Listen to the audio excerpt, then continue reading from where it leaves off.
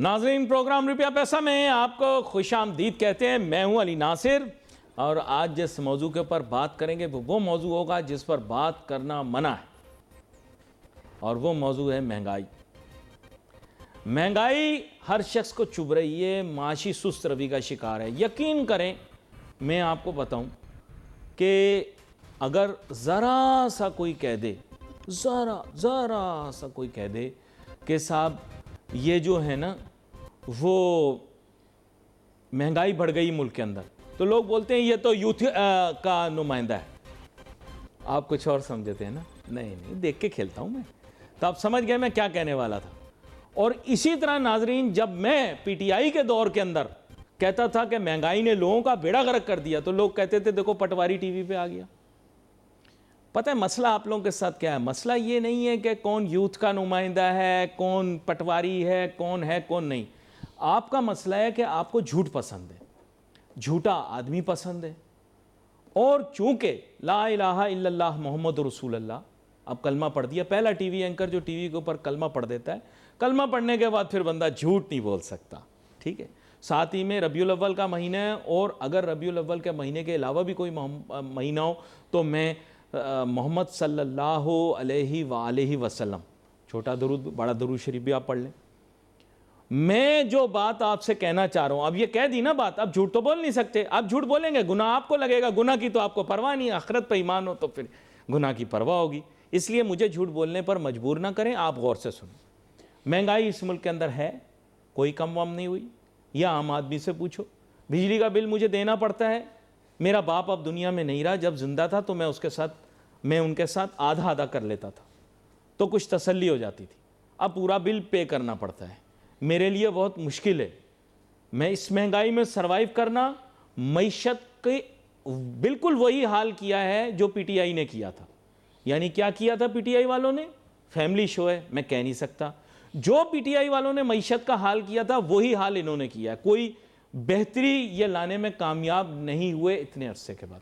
خرابی ہو گئی تھی، بیچ میں گڑبڑ ہو گئی تھی، لیکن اب کہنے کو مہنگائی کم ہو گئی، لو مان لیا، کلمہ پڑھا ہوا ایسا ہی جھوٹ نہیں بول سکتا۔ بچانے والی خدا کی ذات ہے، جس نے پیدا کیا وہی پالے گا بھی۔ یہ کوئی مسئلہ نہیں، آپ جتنی بھی مہنگائی بڑھا دو گے لوگ بھوکے تو نہیں مر جائیں گے نا۔ رزق دینے والی تو میرے رب کی ذات ہے، کہیں نہ کہیں سے مجھے کھلا دے گی۔ جس نے پیدا کیا وہی پالے گا۔ لیکن قسم پیدا کرنے والے کی، کوئی معیشت ٹھیک ہوئی گئی، بہت برا حال ہے۔ یقین کرو، میرے دل سے پوچھو، جب میں گھر جاتا ہوں اتنا پریشان ہوتا ہوں کہ یار اس مہنگائی کا مقابلہ میں کیسے کروں گا۔ یقین کرو، یہ ڈرامے، یہ یوں ٹھیک ہو گیا وہ ٹھیک ہو گیا، یار یقین کرو مجھے سپر مارکیٹ جانے سے ڈر لگتا ہے، مجھے سپر مارکیٹ جانے سے ڈر لگتا ہے۔ اور یہ چھوڑ دو کہ یار یہ آدمی آیا ہے، یہ یوتھ کا آدمی ہے، وہ پٹواری ہے۔ سچ بولنے والا اگر اس کو کوئی بھی نام تم دینا چاہتے ہو، تمہاری مرضی یار۔ میں نے پی ٹی آئی والوں سے گالیاں کھائی ہیں تو آپ سے بھی کھا لوں گا، کوئی مسئلہ نہیں۔ لوگ آتے جاتے رہتے ہیں، میں نے دیکھے ہیں کتنے ہی سکندر خالی ہاتھ جاتے ہوئے، میں نے بڑی بڑی چیزیں دیکھی ہیں ناظرین۔ اس ملک کے اندر میں نے ضیاء الحق کا جنازہ بھی دیکھا ہے، جس کے اندر کومنٹیٹر کیسے رو رہا تھا۔ اور یقین کرو میں آج کی نئی جنریشن کو بھی جانتا ہوں جو ضیاء الحق کا نام بھی نہیں جانتی۔ میں نے مشرف کے لیے بھی ایئرپورٹ کے اوپر 1000 لوگوں کا ٹھاٹھے مارتا سمندر دیکھا ہے۔ 1000 لوگ تھے، جب پکڑا ہے پھر اس کے بعد وہ بھی چلے گئے واپس۔ وہ ایئرپورٹ کے اوپر وہ اچھا ریسٹورنٹ ہے، وہاں سے انہوں نے سیخ کباب وغیرہ کھائے، پھر وہ گھر چلے گئے۔ مشرف صاحب بھی گھر چلے گئے اور اب دنیا سے بھی چلے گئے۔ ویلکم کرتا ہوں عتیق میر صاحب آپ کو شو میں۔ AKTI کے آپ سربراہ ہیں، کسی تعارف کے محتاج نہیں۔ اب مجھے کوئی تفصیل دینے کی ضرورت نہیں، جو ہی آپ کا چہرہ دیکھے گا، کیونکہ پچھلی دہائی میں آپ کی شہرت کی وجہ جو تھی وہ یہ تھی کہ ہڑتالوں کی کال آپ دیا کرتے تھے۔ اب جو ہے ظاہری بات ہے ہڑتالیں ہوتی نہیں، آپ کی شہرت میں معمولی کمی ضرور آئی ہے، برا نہ مانیے گا۔ آپ کی شہرت کی بنیادی وجہ یہ تھی کہ کراچی کی تنظیم ہوا کرتی تھی، وہ آپ کہتے ہیں کہ تھی، ہم اب اس کا حصہ نہیں ہیں، وہ ہڑتال کال کرتی تھی، آپ تائید کرتے تھے یا تردید کرتے تھے، تو یہ آپ کی وجہ شہرت، معذرت بتانا ضروری تھا۔ لیکن یہ کہ آپ نے بڑے حوصلے اور ہمت کے ساتھ وہ وقت بھی نکال لیا، چھوٹے تاجر نے وہ بھی برداشت کر لیا، اور اب حالات ٹھیک ہو گئے۔ سچ بولنا، جھوٹ نہیں بولنا۔ میں نے کلمہ پڑھ لیا ٹیبل کے اوپر، آپ کو سچ بتانا پڑے گا۔ کہہ رہے ہیں مہنگائی میں کمی ہو گئی، آپ مانتے ہیں تو ہاں بول دیں۔ پہلے تو میں آپ کی ایک بات کی وضاحت دے دوں کہ وہ جو ہڑتالیں جو لوگ کال کرتے تھے جی جی انہیں کسی کی حمایت کی ضرورت نہیں تھی، ہاں یہ بات یا بتا دیں تھی، نہیں تھی. تو وہ جہاں دیکھتے تھے کہ یہ اختلاف کر سکتا ہے تو اس کے ساتھ جو پھر حال وہ کرتے تھے آپ کو اندازہ ہے. کل ہڑتال ہے، شام کو اعلان ہوا جی جی اور درجنوں بسیں ٹیکسیاں جلا دی جاتی تھیں. تو اس کی ایک وجہ یہ بھی تھی کہ وہ جو ٹرانسپورٹر کے قائدین تھے ایسوسی ایشنز کے، وہ برملا انکار کرتے تھے کہ وہ ہڑتال میں شامل نہیں ہیں، یہ ابتدائی طور پہ. تو یہ بھی دیکھنا پڑتا ہے کہ میں اگر کسی قبیل کے کسی ایسوسی ایشن کی لیڈرشپ میں ہوں تو میں ایسی بات کیوں کروں کہ جس سے جو میرے لوگ ہیں وہ کسی مشکل پہ آئیں. میں تو اپنی بہادری بتا دوں گا، جیسا آپ نے کہا کہ میں نے بہت سی جگہوں پہ ہڑتال کی مخالفت بھی کی. جی تو یہی لیڈرشپ کی سمجھداری ہونی چاہیے کہ وہ اپنی بہادری ایک طرف رکھے اور یہ دیکھے جن کی وہ نمائندگی کرتا ہے وہ اگر اسے کسی فیصلے کی زد میں آتے ہیں تو پھر یہ اس کا ذمہ دار وہ خود ہے. جی باقی آپ نے بات کی مہنگائی کی، دیکھیں نہیں، لیکن میں نے منفی پہلو سے بات نہیں کی تھی. نہیں، آپ آپ کی اسے مہربانی، آپ کی میں نے آپ مہربانی. کو بتایا تھا کہ آپ کی وجہ شہرت آغاز میں یہ بنی، لیکن دیکھیں، یہ میں یہ نہیں کہتا کہ یہ ہی خالی وجہ شہرت تھی. اچھا لیکن دوسرا کوئی بھی برا نہ مانیے گا، ویورشپ میں آپ کی بات کا برا کبھی نہیں مانتا کہ مجھے پتہ ہے کہ آپ محبت میں بہت جی کچھ محبت میں کہا تھا. اور چونکہ مجھے بھی آپ سے محبت ہے کہ میں کیوں آپ کی بات کا جی جی کو اثر لوں گا. نہیں، لیکن اب تاجروں مجھے بتایا بھی گیا اور ویسے بھی، لیکن یہ کہ مہنگائی کے اس پیچیدہ سوال کا جواب آپ سے کیوں نہیں لے رہا، یہ آپ سمجھ جائیں مصلحت ہو سکتی ہے، جھوٹ نہ بولیں بندہ. نہیں، آپ لیکن بالکل اس کا جواب لیں کہ اچھا لوں اس لیے کہ یہ جن لوگوں سے ہم اس وقت بات کر رہے ہیں جی ان کا مسئلہ ہی یہی ہے. یعنی دن بہ دن بے روزگاری بڑھ رہی ہے، بڑھ رہی ہے. اور پھر آپ دیکھیں کہ سب سے بڑی بات اب بیشتر لوگ جو حکومتی فیصلے ہیں جن سے ان کو ریلیف ملنی ہے، یوٹیلیٹی بلز میں کمی ہو، جی وہ نہیں ہو پا رہی ہے. اسی طرح آپ دیکھیے کیونکہ ہم مصروف ہیں تعریفیں کرنے میں اور ہم مصروف ہیں ان کے کہ واہ واہ کرنے میں. نہیں، میں بتاؤں دیکھیں مصلحت کے تحت مفادات کے تحت، ذاتی مفادات کے تحت اور منافقت کے تحت ہر بشر یہ سمجھتا ہے کہ اگر میں نے اس بندے کی تعریف کی اور مجھے کوئی فائدہ ہو گیا تو اس کے قدموں پہ بیٹھ جانا ہی بھلا ہے. کیوں؟ یہ ایک ایسی منافقت ہے کہ جو اس وقت حکمرانوں سے لے کے عوام تک میں یہ زہر پھیل چکا ہے. میں آپ سے ایک سوال پوچھتا ہوں براہ راست. کافی دفعہ میں نے آپ سے پروگرام میں سوال پوچھے، ایک آدھ پروگرام میں آپ کی آنکھوں میں آنسو بھی آ گئے. آپ مجھے سچ بتائیے، اگر ہم یہاں شور نہیں مچائیں گے کہ بجلی کے دام زیادہ ہیں تو یہ کم کریں گے؟ اگر ہم شور نہیں مچائیں گے کہ گیس کے دام زیادہ ہیں تو یہ کم کریں گے؟ اگر ہم یہ نہیں کہیں گے کہ کراچی شہر جس میں اتنی بارش ہوئی کہ لوگوں نے کشتیاں نکال لیں، وہاں پانی آج بھی کتنے روپے فی گیلن میں ملتا ہے، تو یہ ہمیں سستا دیں گے؟ دیکھیں ہم تو اپنی ذمہ داری ادا کرتے ہیں، ہم غلط کو غلط کہتے ہیں. اور آج کے دور پہ میں سمجھتا ہوں کہ ایک ایز اے اینکر آپ کا بھی فخر ہے، ایک ایسے تاجروں کے نمائندے کے، میں تو عوام کا بھی نمائندہ کہتا ہوں، میں عوام کی بھی بات کرتا ہوں. میں نے لوگوں کو بھی دیکھا ہے کیونکہ میں ایک این جی او چلاتا ہوں، میں لوگوں کے دکھ دیکھتا ہوں کہ کیسے کیسے لوگ مدد کے لیے آتے ہیں جو کبھی دوسروں کی مدد کرتے تھے. تو وقت تو یہ کٹھن ہے، اتنا دشوار ہے، اتنا پرآشوب ہے کہ میں نے اپنی 70 سالہ عمر میں میں نے آج تک ایسے حالات نہیں دیکھے، لوگوں کی ایسی حالت نہیں دیکھی، میں نے ایسے پتھر دل حکمران نہیں دیکھے کہ جو ایک مرتا ہوا آدمی ہے اور اسے کہہ رہے ہیں کہ یہ الحمدللہ ہماری کوششوں سے یہ زندگی پا یہ گیا. قصور اس ملک کی انٹیلیجنشیا کا ہے. دیکھیں میں نے آپ کے سامنے ایک چیز رکھی. اب میں تاجروں کے مسائل اور کراچی شہر کے مسائل کے متعلق بھی ایک بات کرتا ہوں. ہر سال ہمیں ایک خوشخبری سنائی جاتی ہے، اس دفعہ بارشیں ہوئی، ہب ڈیم بھر گیا، اگلے 4 سال کے لیے اب کراچی کو پانی کی ضرورت نہیں پڑے. وہ پانی کہاں ہے یہ مجھے آپ سے جاننا ہے، اور وہ ہمیں میسر کیوں نہیں ہے؟ اس ملک، اس شہر کی معیشت اور اس شہر کی آبادی کو وہ پانی چاہیے، وہ ہمیں کیوں نہیں مل رہا؟ کہتے ہیں نا ہب ڈیم بھر گیا، ہب ڈیم کے تو چاروں طرف پانی ہی پانی ہے. آپ کو بھارت کا شکر گزار ہونا چاہیے. ہاں آپ نے ڈیم نہیں بنایا یہ الگ بات ہے, لیکن اس سے تو آپ کو پانی نہیں آ رہا ہے, ابھی پہنچا نہیں, اور ابھی آ رہا ہے, آیا نہیں ہماری طرف. ابھی دوسرا اسپیل آ رہا ہے, ہاں دوسرا اسپیل آ رہا ہے, اور سندھ میں ابھی پہنچنا باقی ہے.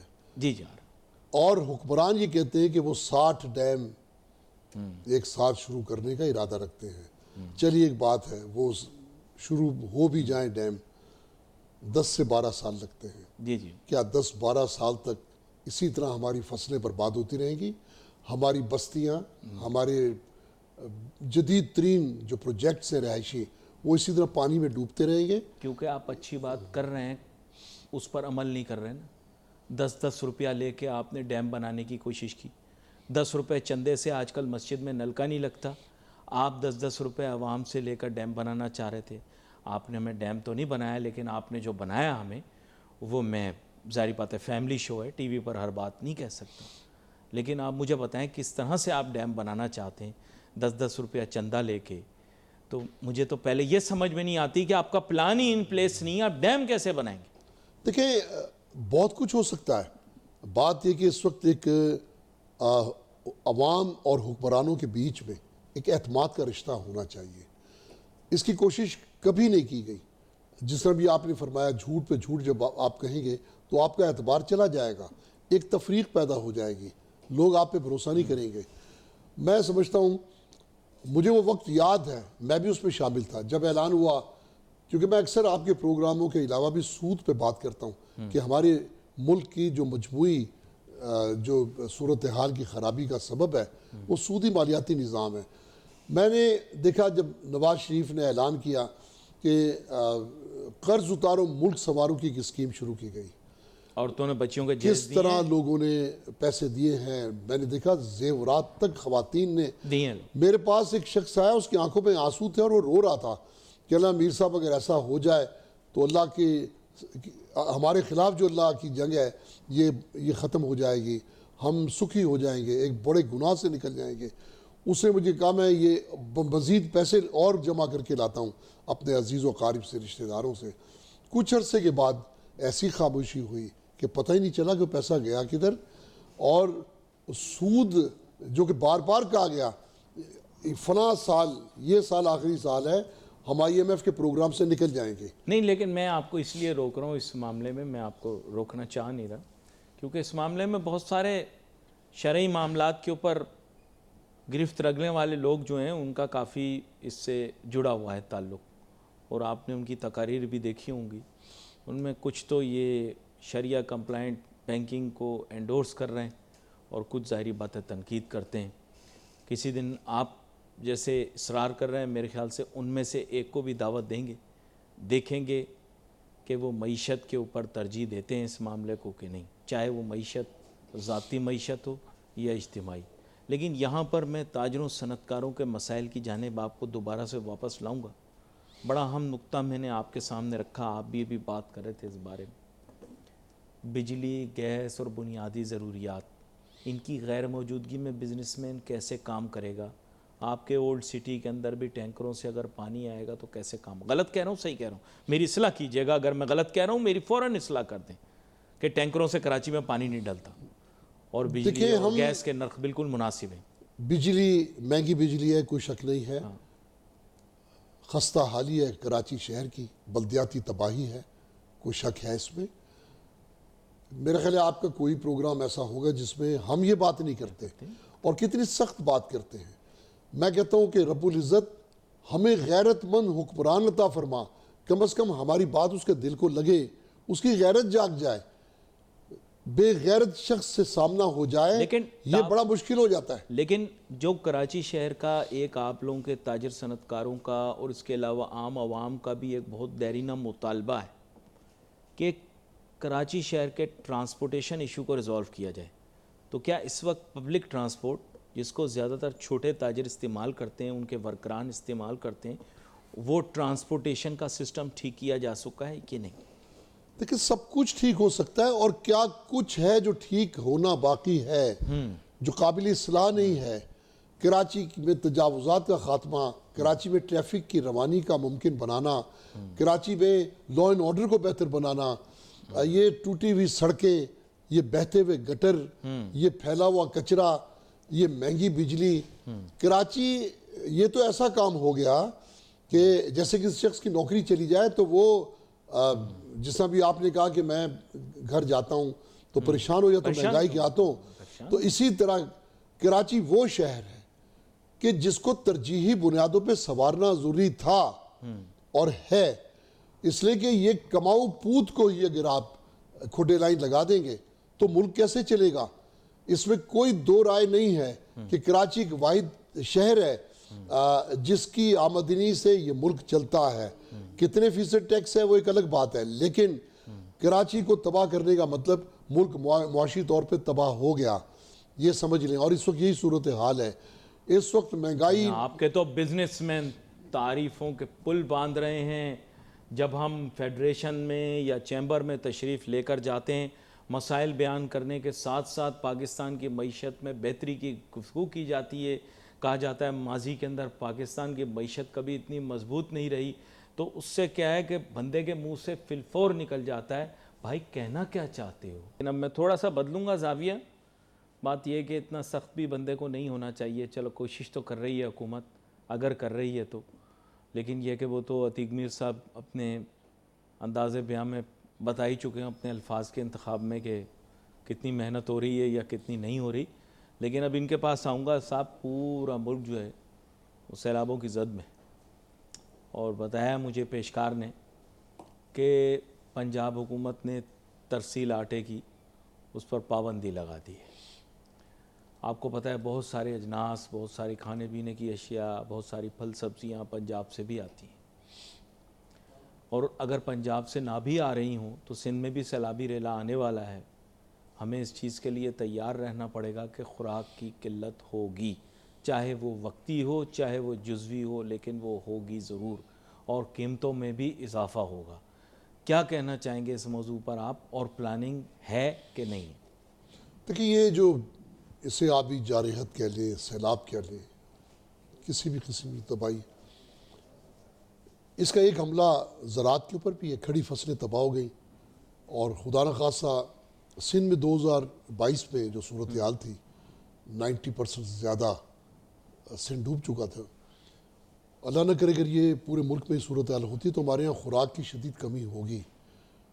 اور دیکھیں اس وقت ہر شخص دیکھتا ہے کہ حکومت کیا کر رہی ہے، تو حکومت کے پاس کوئی وہ بات ہے نا کہ آشیاں کے جو اٹھا لوں تن کے اپنے ٹوٹے ہوئے پر دیکھوں میں.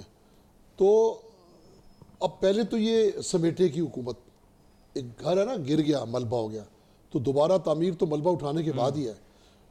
تو اس وقت ہم ملکی تاریخ کی سب سے زیادہ پریشان کن صورتحال سے دو چار ہیں. ٹھیک ہے کچھ غیر ملکی بھی امداد آ جائے گی، لیکن یہ کچھ ہی آئے گی اس دفعہ. ایک لمبا عرصہ چلے گا یہ جو معاملہ ہے. یہ کیسے حل ہوگا ہم کہتے تو ہیں، اور ہمیں یقین بھی ہے کہ اللہ رازق ہے، لیکن بہرحال اس وقت آٹے کی جس طرح قیمتیں بڑھ رہی ہیں، سبزیاں مہنگی ہونا شروع ہو گئی ہیں، اسی طرح دالیں ہیں، دالیں بھی مہنگی ہو جائیں گی. گوشت عام آدمی کے وہ 10 سال سے پہلی بار ہو چکا پہلی بار ہے. تو جانور نئے نئے تلاش کر رہے ہیں ہم. اس سے قبل جو مہنگائی کی صورتحال تھی وہ بہت زیادہ تھی. اب ہمارے یہاں کسی چیز کی بھی پیش بندی نہیں ہے، کسی چیز کے تدارک کے لیے کوئی اصلاحی اقدام نہیں ہے. اب پوری قوم دیکھیں بددعاؤں پر اتری، اللہ اس کا بیڑا غرق کر دے، اللہ اسرائیل کو بیڑا غرق کر دے. بھائی اگر بددعاؤں سے یا دعاؤں سے ہی سارے کام ہونے ہوتے تو پھر عمل سے زندگی بنتی ہے، وہ تو معاملہ نہ رہتا. میں پھر بھی یہ ربیع الاول کا مہینہ ہے اور ایک دنیا دو جہانوں کے بادشاہ کی آمد ہوئی. میں لوگوں کو ایک پیغام دینا چاہتا ہوں کہ یار کچھ آپ بھی سوچیں، آپ بھی ایسا کریں. آپ کچھ چیزیں تو فوری طور پہ اختیار کریں. اگر آپ چاہتے ہیں کہ ملک بچ جائے، آپ چاہتے ہیں کہ آپ دنیا اور آخرت میں کامیاب ہو جائیں، اللہ کے سامنے سرخرو ہو جائیں، ہر شخص اپنی اپنی بساط کے مطابق حق کے لیے آواز اٹھائے. ہر شخص ایسے اقدام کو ترک کر دے جو اللہ کی نافرمانی کے زمرے میں آتا ہو. ہر شخص نبی پاک کی سنت پر عمل کرنے کی کوشش کرے، اسوہ حسنہ کو اختیار کرے. ہر شخص ایسے کام چھوڑ دے جس سے مخلوق کی حق تلفی ہوتی ہو. ہر شخص ایسے کام کرے جس میں اس کی ذات سے کسی کو فائدہ ہو. ایسی ابتدا کر کے تو دیکھیں. آپ کو اللہ سے قرب نہ بڑھ جائے تو کہیے اللہ ہماری قسمت بدل نہ دے تو کہیے. باقی آپ کہیں کہ سارا گھر کچرے سے بھر جائے, پھر آپ کہیں کہ اس میں کیڑے مکوڑے, یہ چوہے چھپکلیاں جو پیدا ہوں تو آپ ان سے کوئی گلہ نہیں کر سکتے. ہمارے عمل ہی کا حصہ ہے جو آج یہ ہمارے سر پر حکمران مسلط ہیں. ہمیں اچھا, لیکن ایک چیز آپ سے پوچھنی تھی, برا نہ مانیے گا.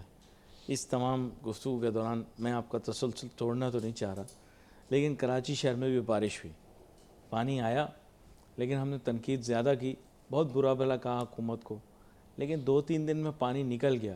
ایسا کبھی ہوتا نہیں ہے, پر اس کا مطلب ہے کہیں نہ کہیں کوئی نہ کوئی کاوش محنت ضرور ہوئی ہوگی. میں کہتا ہوں نقصان ہوا, ٹھیک ہے, بہت سارے لوگوں کا نقصان ہوا, کئی جگہوں پر ابھی بھی پانی کھڑا ہوگا, لیکن کراچی شہر کا جو ماضی کے اندر حال ہوتا تھا وہ اس دفعہ نہیں ہوا. یہ تو آپ کو ماننا پڑے. میں نے بہت سارے علاقے دیکھے آج سے کوئی 20 سال 25 سال پہلے, مجھے یاد ہے وہاں کشتیاں چلنے جیسے جی منظر بالکل. ہوتے تھے. لیکن وقت کے ساتھ ساتھ جو کام ہوا, دیکھیں اگر کہیں 1 فٹ سیوریج لائن کی ضرورت ہے اور وہ 6 انچ کی سیوریج لائن ہے تو کام تو وہ بھی کرے گی, تاخیر سے وہ کام ہوگا. تو کچھ نہ کچھ تو ہے, لیکن یہ حقیقت ہے کہ کراچی شہر کے مسائل کو سامنے رکھتے ہوئے جتنے کام کی ضرورت تھی اس سے 50% بھی کام نہیں ہوا. تو گلہ دیکھیں, ہمیں بہت سارے لوگ مثالیں دیتے ہیں کہ یار وہ امریکہ کے بہت ساری ریاستیں ڈوب جاتی پانی میں, وہاں بھی تو سیلاب آتے ہیں, وہاں بھی وہ کیا کترینا کیا وہ نام کے طوفان کترینا آیا تھا.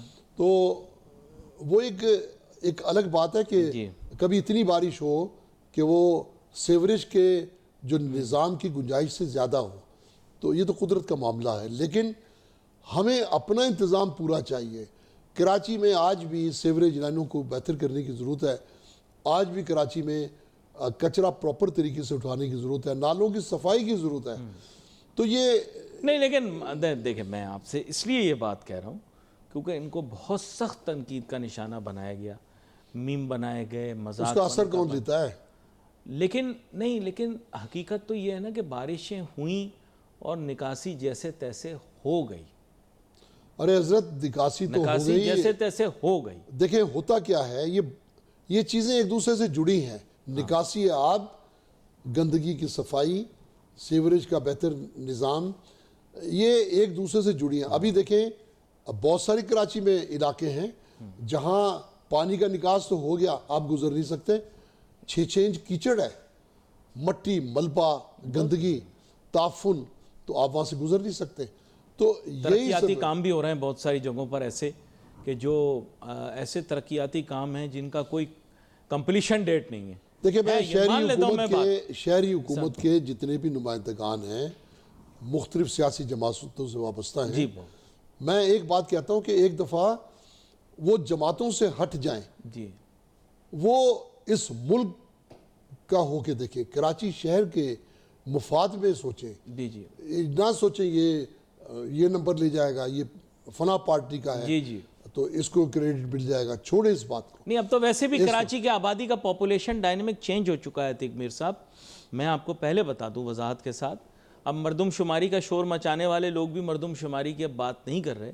اس کی وجہ یہ ہے کہ پاپولیشن ڈائنامک کراچی شہر کا بدل چکا ہے. جب اداروں نے ان لوگوں کو بتایا تو پھر اس کے بعد سے آپ نے دیکھا ہوگا کہ کبھی ان کے منہ سے لفظ مردم شماری نہیں نکلا. آپ نے نوٹ کی بات کہ جو صبح و شام یہی بات کرتے تھے کہ صاحب مردم شماری ہو, اب وہ کبھی نہیں کہتے. Population dynamic of the city has changed, اور اس کے ترقیاتی کام کرنے کا طریقہ بھی اب بدلنا پڑے گا, کیونکہ اب لسانی بنیادوں پر اور علاقائی بنیادوں کے اوپر ملک میں یا شہر میں ترقی نہیں کروائی جا سکتی. اب ضرورت کی بنیاد کے اوپر ترقی کروانی پڑے گی, جہاں جس چیز کی ضرورت ہے وہ مہیا کرنی پڑے گی. کہ کراچی کی مردم شماری میں بات کرنا چھوڑ دی, وہ بات چھوڑوائی گئی کہ نہ کہیں یہ بات, کیونکہ جن لوگوں کہنے کا کوئی فائدہ ہی نہیں نا. نہیں اب کہنے کا کوئی فائدہ ہی ان کو تو نہیں، فائدہ ہے، کیونکہ اب مقامی غیر مقامی کی بحث جو شروع ہو چکی ہے کراچی کے اندر، بولنے تو وہ کا یہ ہے کہ کون مقامی کون غیر مقامی. خیر اس چیز سے قطع نظر ہو کر میں آپ کو ایک اور طرف لے کر آتا ہوں. اگر کراچی شہر کی نو آبادیوں کو دیکھا جائے، نہیں میں ویسے آپ سے ایک پریکٹیکلی ایک چیز پوچھنا چاہ رہا ہوں، کراچی شہر کی نو آبادیوں کو دیکھا جائے جو کراچی شہر کے ساتھ اب جڑی ہوئی ہیں، ایک طرح سے آپ کہہ سکتے ہیں جڑی ہوئی ہیں، تو وہاں پر کیا واقعی میں اکنامک ایکٹیویٹی ہے بھی یا نہیں؟ دیکھیں میں آپ سے یہ سوال اس لیے پوچھ رہا ہوں کیونکہ میں نے دیکھا ہے کہ آپ چھوٹے تاجروں کے معاملات پہ بڑی گہری نگاہ رکھتے ہیں. بات یہ ہے کہ گنجان آباد علاقوں کے متعلق تو میں آپ سے پوچھ سکتا ہوں کہ ان کی اکنامک کنٹریبیوشن ہے، لیکن ان علاقوں کی کیا اکنامک کنٹریبیوشن ہے، وہاں کی کیا اکانومی ہے، وہاں کی بزنس کی ایکٹیویٹی کیا ہے؟ عتیق میر صاحب، شہر کے مضافاتی علاقے کہہ لیجئے، شہر سے متصل علاقے کہہ لیجئے، اب تو شہر کا حصہ ہی ہیں.